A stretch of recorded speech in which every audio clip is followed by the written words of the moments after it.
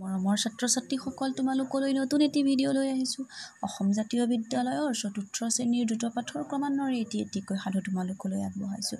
৯ নম্বৰৰ সাধুটি ইতিমধ্যে আলোচনা কৰা হৈছে। আজি তোমালোকলৈ প্ৰশ্ন উত্তৰ কেইটামান লৈ আহিছোঁ। আহাচোন কিনো আছে তাকে চাওঁ। প্ৰশ্ন উত্তৰত যে ১ নম্বৰৰ প্ৰশ্নটোত আছে, একোটিকৈ বাক্যত উত্তৰ লিখা। পণ্ডিতজনে ছাত্ৰৰ সৈতে কি চাবলৈ ওলাই গৈছিল?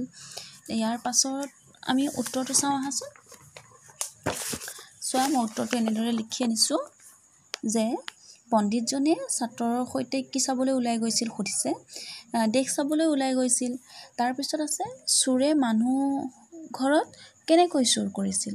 চোৰে মানুহ ঘৰত সিন্ধি দি চুৰ কৰিছিল। তাৰপিছত গটোত কৈছে, চোৰে সিন্ধিটো কিয় ডাঙৰ কৰিছিল? চিপৰাংখন ডাঙৰ আছিল। ডাঙৰ আছিল বাবে খান্দোতে সিন্ধিটো ডাঙৰ হৈছিল। মন্ত্ৰীয়ে কেনেধৰণৰ মানুহক শুলত দিবৰ বাবে ৰজাক পৰামৰ্শ দিছিল? গায়ে-গাৰিয়া শকত এটা ডাঙৰ মানুহক মন্ত্ৰীয়ে শুলত দিবৰ বাবে ৰজাক পৰামৰ্শ দিছিল।